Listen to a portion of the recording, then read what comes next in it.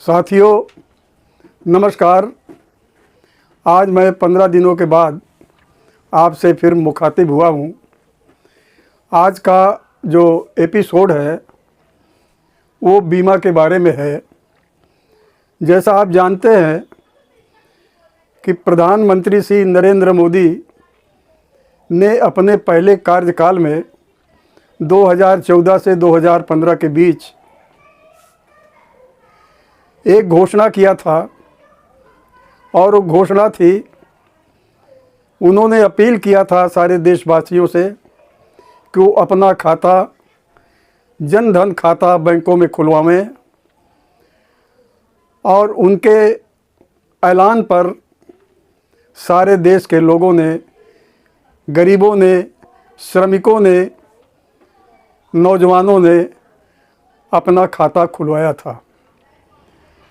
उस खाते की विशेषता ये थी कि वो खाते बिना किसी पैसे के या बैंक में पैसा देकर अपने खाते में जमा करके खोले गए थे।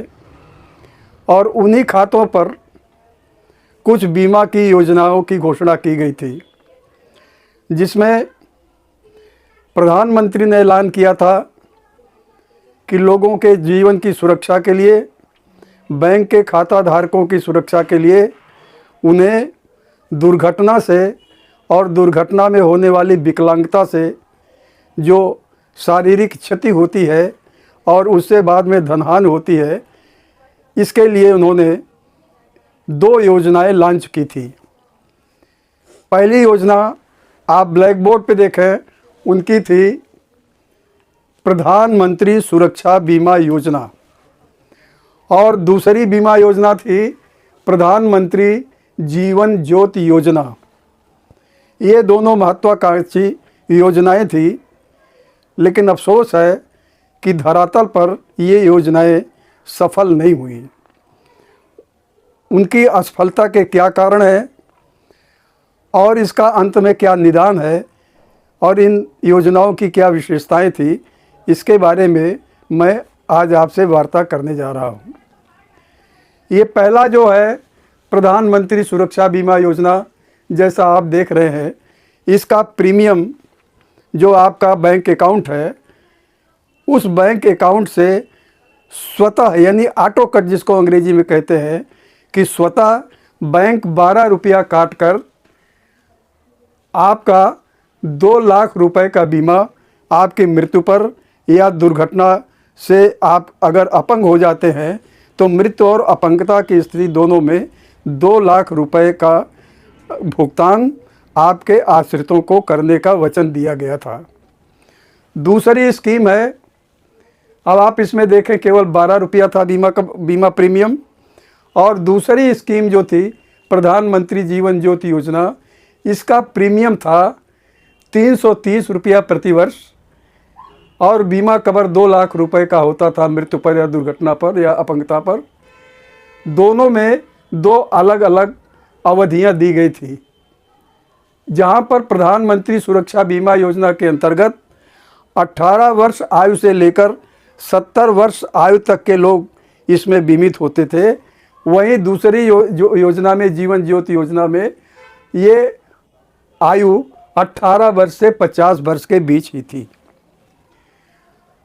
अब इसका सिस्टम मैं आपको बताना चाहता हूँ, जिससे ये योजना फ्लॉप हुई और बहुत कम लोगों को पैसे मिले। बैंक आपके खाते से ऑटो कट करके, स्वतः काट करके 12 रुपया इस योजना में और 330 रुपया जीवन ज्योति योजना में, वर्तमान समय में ये 330 रुपया का प्रीमियम बढ़कर 400 कुछ रुपए हो गया है। ये काट कर आपके खाते से बैंक बीमा कंपनियों को देती है पैसा। पूरा पैसा जो बैंक में आता है खातों से कट कर, वो नाम, अकाउंट और धनराशि सहित ये विभिन्न बीमा कंपनियों को ये दे दी जाती है बीमा कवर के लिए। उन बीमा कंपनियों में आप जानते हैं न्यू इंडिया इंश्योरेंस है, ओरिएंटल इंश्योरेंस है, या जो राष्ट्रीयकृत बीमा कंपनियां है वो, या जो वर्तमान समय में तमाम और कंपनियां हैं उनको वो धनराशि काट कर दे दी जाती है। इस तरह से बैंक की जिम्मेदारी केवल ये है कि जो प्रीमियम आपसे लिया गया है वो प्रीमियम निर्धारित बीमा कंपनियों को दे दी जाती है, जिससे कि कोई दुर्घटना होने पर दुर्घटना का दावा वो बीमा कंपनियां निस्तारित करती हैं। अब यहाँ आप देखें, आपके अकाउंट से धनराशि काट ली गई, आप आयु में पात्र हैं और ये आपकी धनराशि बीमा कंपनी भेज दी गई। अब होता क्या है, मैं आपको एक उदाहरण से समझाता हूँ कि जैसे मान लीजिए एक परिवार में 4 लोग हैं, एक लड़का, एक लड़की, माता और पिता।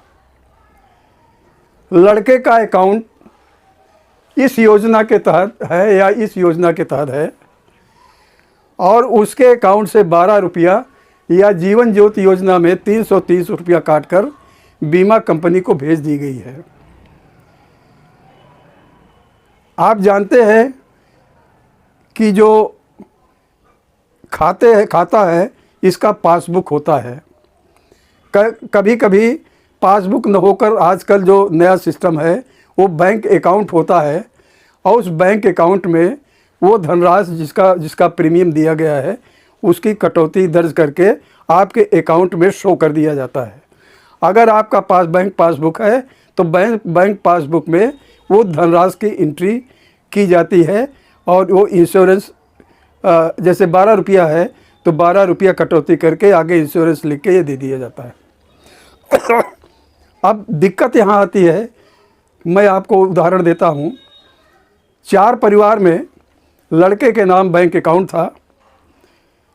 लड़का मान लीजिए पढ़ने वाला था, कहीं किसी भी साधन से दुर्घटनाग्रस्त हो गया, पानी में डूब गया या एक्सीडेंट हो गया, उस लड़के की डेथ हो गई।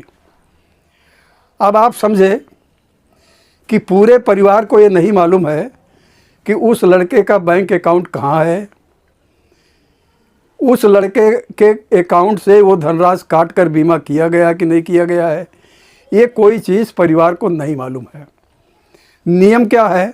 नियम यह है कि दुर्घटना के 1 माह के अंदर आप बैंक को सूचना देंगे कि फला अकाउंट होल्डर जो फला नाम था, अकाउंट नंबर ये है, दुर्घटना में उसकी मृत्यु हो गई। 1 माह के अंदर देंगे और 1 माह के अंदर बैंक फार्म देगा। फार्म भर कर आप पूरा देंगे, बैंक को देंगे और बैंक बीमा कंपनी को भेजेगा। दिक्कत कहाँ आती है? ये स्वाभाविक और नेचुरल है कि परिवार में अगर किसी की मृत्यु हो गई 70 वर्ष या 50 वर्ष के नीचे का, तो परिवार में मातम छा जाता है और परिवार महीनों इस स्थिति में नहीं होता है कि उस दुख से उबर पावे। कोई जागरूक लोग होते हैं समाज में या उनके माता पिता, संरक्षक या भाई जो भी है, जिनको ये जानकारी रहती है कि इस बैंक के अकाउंट फला बैंक में अकाउंट है और उसमें ये प्रधानमंत्री सुरक्षा बीमा योजना या प्रधानमंत्री जीवन योजना के अंतर्गत प्रीमियम लिया गया है। तो ऐसे जागरूक लोग महीने के अंदर या महीने के बाद वो जाते हैं और बैंक को सूचना देते हैं। लेकिन 99% अभी जो देखा गया है, 99% लोगों को नहीं मालूम होता कि बैंक में अगर अकाउंट है तो क्या उसमें रुपया काटा गया है बीमा का। अगर काटा गया है तो उस खाते पर नामनी कौन है। ये सबसे बड़ा दुर्भाग्यपूर्ण है कि बैंक आपको पासबुक दे देगा लेकिन उस पासबुक में ये नहीं लिखा रहता है कि ये अकाउंट होल्डर ने किस व्यक्ति को नामित किया है, यानी नामनी का नाम आपकी पासबुक में नहीं है। ऐसी स्थिति में आप 15 दिन बाद, 20 दिन बाद, 30 दिन बाद आप जाते हैं बैंक के पास और बताते हैं, सूचना देते हैं, तो बैंक को टरका देता है कि आज नहीं, 5 दिन बाद आइए, 6 दिन बाद आइए। फिर गए तो काम में बिजी होने का हवाला देते हुए फिर 15 दिन का टाइम। इस तरह से महीने 2 महीने बाद किसी तरह से अनुनय विनय करने पर वो आपकी बात सुनता है और अकाउंट देखकर नॉमिनी बताता है, किसी तरह से फॉर्म देता है। ये सब करते करते 1 महीने से अधिक बीत गया। अगर आपने सब भर के दे भी दिया और बैंक ने समय से भेज भी दिया तो बीमा कंपनी निश्चित तौर पर आप समझिए 100% ये लिखकर आपका क्लेम निरस्त कर देती हैं कि बीमा का दावा 1 माह के अंदर प्रस्तुत नहीं हुआ, इसलिए ये दावा देर से आने के कारण निरस्त किया जाता है। ये बहुधा केस में देखा गया है। अब आप देखें, आप उस स्थान पर अपने को रख के देखिए कि हमारे घर में दुर्घटना हो गई। 1 महीना बाद हम गए, काफ़ी खोजबीन के बाद पता लगा, बैंक ने बहुत परेशान किया और परेशानी के बाद जब हमने 2 महीने बाद हमसे दरखास्त और फार्म लिया, सारा डॉक्यूमेंटेशन कराया, भेजा, अंततः क्लेम निरस्त हो गया। तो आप किस स्थिति में आप अपने को पाते हैं? तो ये जो है आपका बीमा है, तो पहला तो यह है कि आपको ये नहीं रहता कि ये किस बीमा कंपनी में बैंक द्वारा प्रीमियम भेजा गया है। बैंक चूँकि जवाब नहीं देता है, कोई बात नहीं करता है, इसलिए अगर आप नाम और अकाउंट और किस तिथि को 12 रुपया या 330 रुपया बैंक ने ट्रांसफ़र किया है किस कंपनी को, अगर ये नहीं मालूम है तब आप ये बैंक का दावा करने में देरी स्वाभाविक है। दूसरा ये है, मैंने आपसे बताया कि बैंक पासबुक में नॉमिनी का दर्ज नहीं होता, जिससे वो मामला लेट होता है और लोगों को परेशानी है। तीसरा यह है सबसे ज़्यादा कि इस योजना को इतना प्रचारित नहीं किया गया। ये प्रचारित करने का काम बैंकों का है। बैंकों को अपने यहाँ से एक सूची पत्र लगाना चाहिए, सूचना पत्र लगाना चाहिए, और जिसमें इस योजना के अंतर्गत क्या क्या सावधानियाँ और क्लेम करने का तरीका विधिवत लिखा होना चाहिए। ये अपने सारी बैंक, कोई भी बैंक अपने बैंक में सूचना पट पर ये लिखित नहीं करते, लिखते नहीं है, जिससे ये जागरूकता का बहुत अभाव रहता है। तीसरा सबसे बड़ा कारण, चौथा है, ये बैंक की उदासीनता है। बैंक आपका खाता खुलवाने में जल्दबाजी करेगी, पैसा जमा करने में जल्दबाजी करेगी, परसू करेगी, घर घर जाएगी खाता खुलवाने के लिए, और प्रधानमंत्री की योजना के अनुसार सारे हजारों, लाखों, करोड़ों, अरबों लोगों का खाता खोल देगी। लेकिन जब आप इस योजना के अंतर्गत बैंक जाते हैं तो बैंक के जो हालात हैं, जो उनकी उदासीनता है, जो उनकी सहयोग का अभाव है, ये सारे कारण हैं जिससे समय के अंदर ये प्रार्थना पत्र और क्लेम जो है समय से नहीं हो पाता है।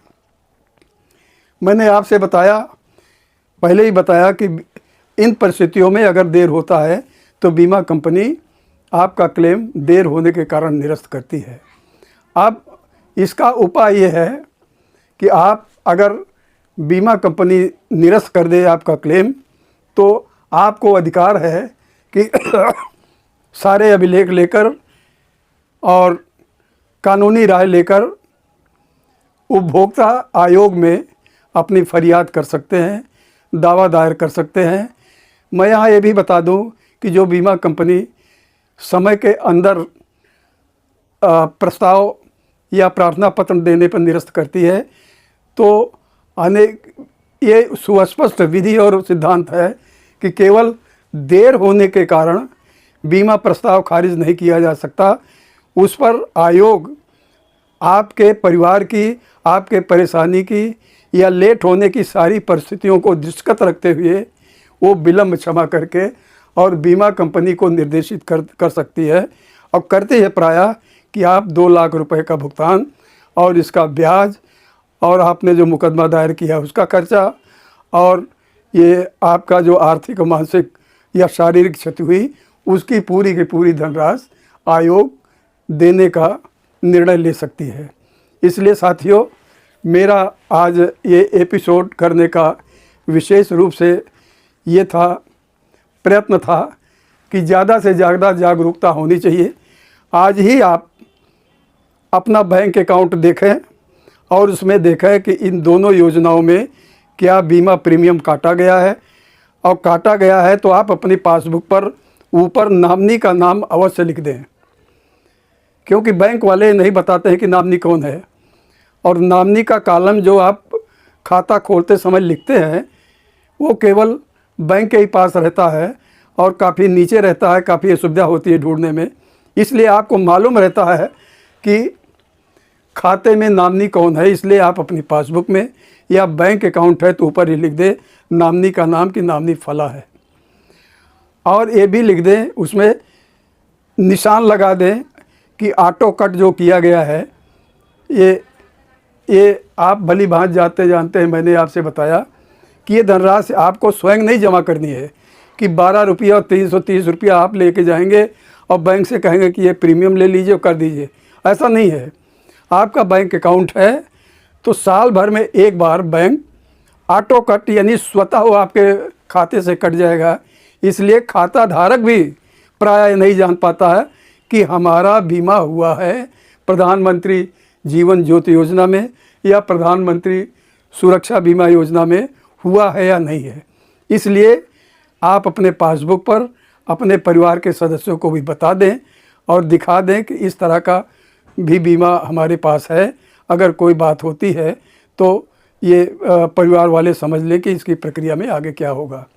मैं आपसे आशा करता हूँ कि आप इस योजना का, इस जो हमने आपसे बताया कि इसमें आने वाली दिक्कतों का भरपूर प्रचार करें, जिससे लोग जागरूक हों, अपना खाता देखें, सारा अपने परिवार को बताएं, जिससे कि ज़्यादा से ज़्यादा नुकसान से बच सकें और गंभीर हालत में यानी दुखद पारिवारिक स्थिति में आपको कुछ आर्थिक मदद हो सके।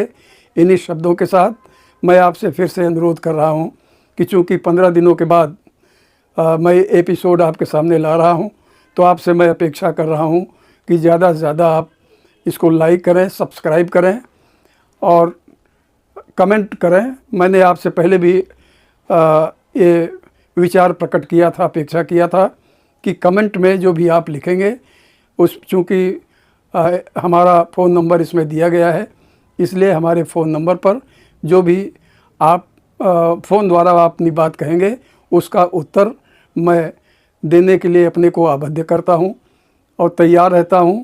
कमेंट का भी उत्तर मैं आपको दे दूंगा। इन्हीं शब्दों के साथ आज मैं ये एपिसोड समाप्त करता हूं।